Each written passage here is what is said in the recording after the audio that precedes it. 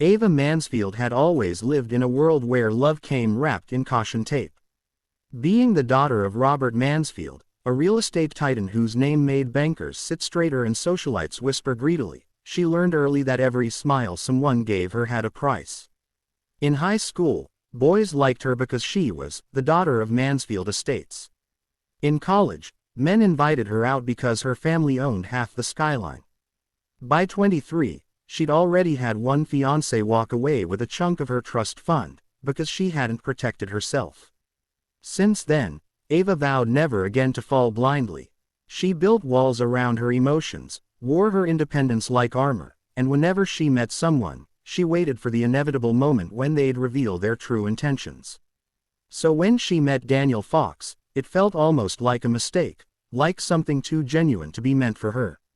She met him in the most unexpected place, a community center where she volunteered once a week to tutor kids in reading. Daniel had arrived late, carrying his sleepy 7-year-old daughter, Emily, in his arms, both of them soaked in rain and exhaustion. His dark t-shirt clung to his broad shoulders, and his hair, slightly messy as if he'd been running, dripped onto the polished floor.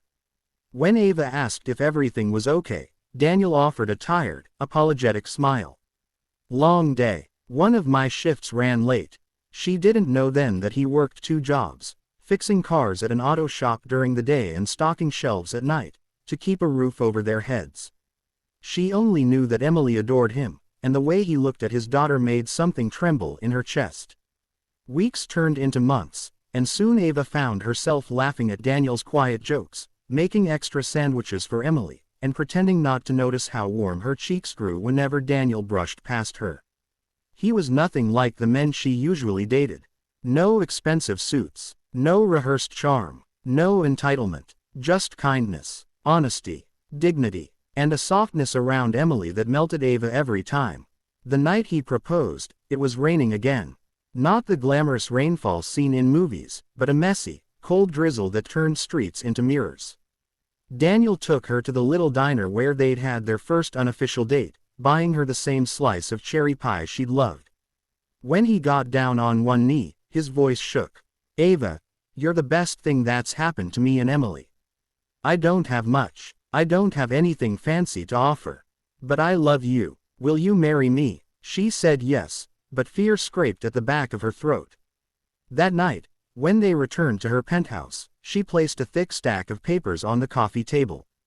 A prenuptial agreement. Daniel stared at it for a long moment. The rain tapping the windows grew louder. Emily slept in Ava's guest room, unaware that the world might shift beneath her. "You want me to sign this?" he finally asked, voice calm but unreadable. Ava swallowed hard. "It's not because I don't trust you. It's just protection. My father would insist. And after what I went through," Daniel held up a hand gently. "Ava, it's okay." He sat down, flipping through the pages with quiet focus. He didn't argue. He didn't protest. He didn't ask for changes. When he reached the final page, he signed. "I'm marrying you, not your money," he said softly. "If this makes you feel safe, I'll sign 100 more." Guilt stabbed her, but relief followed. Over the next few weeks, life unfolded with a warm, chaotic beauty. Emily insisted Ava read her bedtime stories and braid her hair in 2 uneven pigtails. Daniel fixed Ava's broken toaster even though she told him she could just buy a new one. He still worked long hours, still refused financial help, still maintained an almost stubborn independence. And Ava admired that, until she started noticing strange cracks in the story. One afternoon, while picking up Emily from school, Ava overheard 2 mechanics laughing near the parking lot. Daniel turned down another bonus, one said, shaking his head. "Man's insane. He works like a mule and still won't take a dime extra. He says he doesn't need it," the other scoffed. "Doesn't need it? With a kid to feed." Ava's brows knitted. Why would Daniel refuse money he clearly could use? That night she asked him gently, but he brushed it off. "It's personal," he said simply, kissing her forehead. She didn't push, but her mind didn't rest. Days later, she spotted him entering a massive glass building downtown, one with a private elevator reserved for executives and high-profile clients. Daniel didn't see her, but she watched him swipe a card and step inside with practiced ease. The sight rattled her. Was he hiding something? Was he lying about who he was? Why act poor when he clearly had access to wealth? The memories of her past heartbreaks came rushing back. The manipulation, the betrayal, the feeling of being played. And the prenup, instead of giving her peace, suddenly felt like thin paper shielding her from something much bigger. That evening she confronted him in his apartment. Small, cozy, filled with Emily's crayons and mismatched furniture. "Daniel," she said, her voice trembling, "why were you at the Highland Tower? Why are you refusing bonuses? What are you hiding from me?"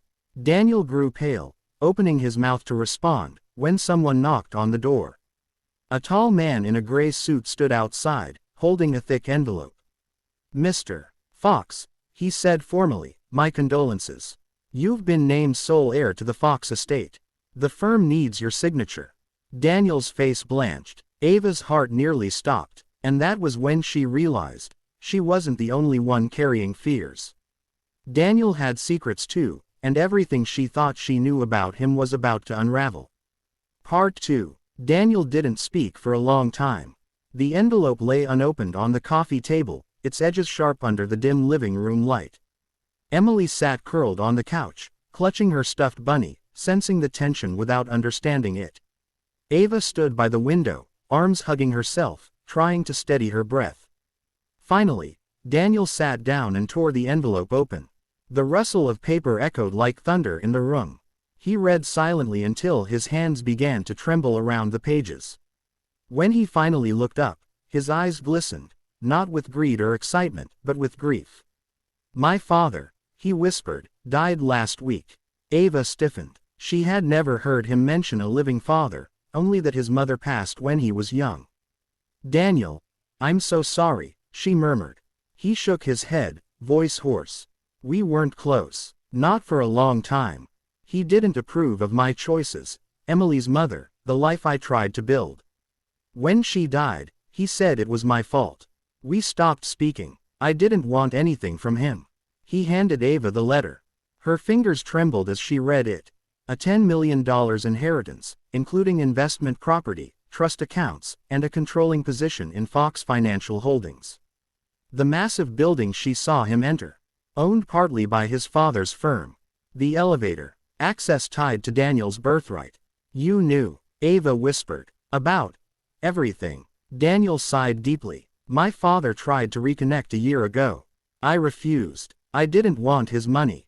I didn't want Emily to grow up in the same cold world that broke my family." His gaze softened, pained.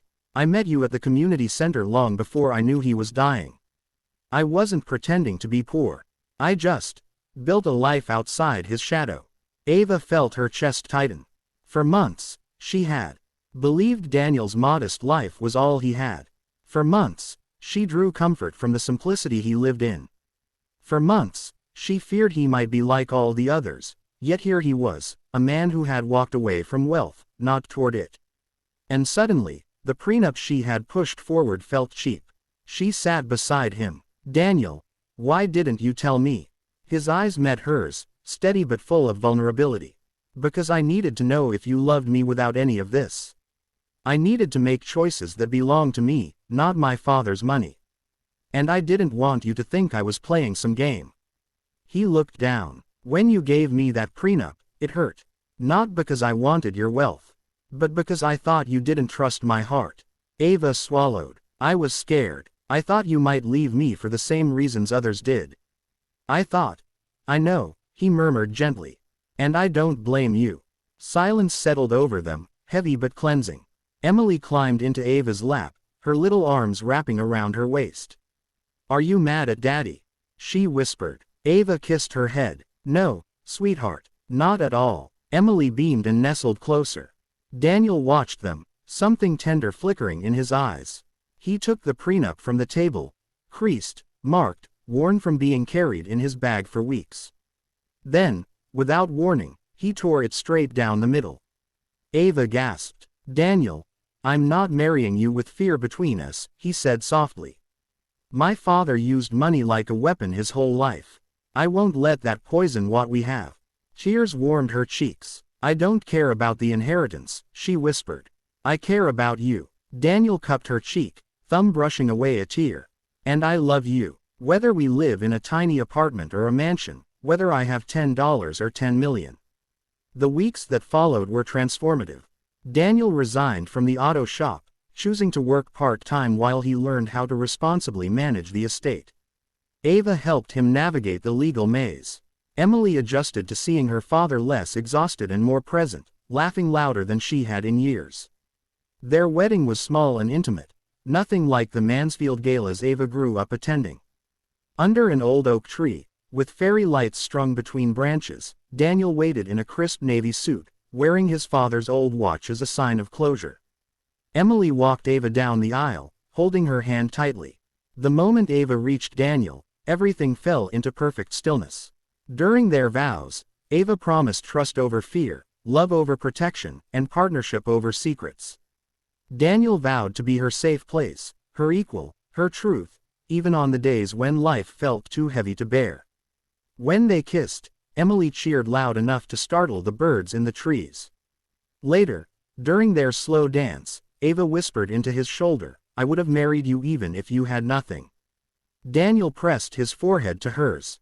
And I would have loved you even if you had everything. In that moment, surrounded by soft laughter, warm lights, and the beginning of a life built on truth, they both understood something deeply, irrevocably true. Love built on honesty could survive anything. Money could change circumstances, but trust changed souls. And for the first time in both their lives, they felt wealthy in the ways that mattered most.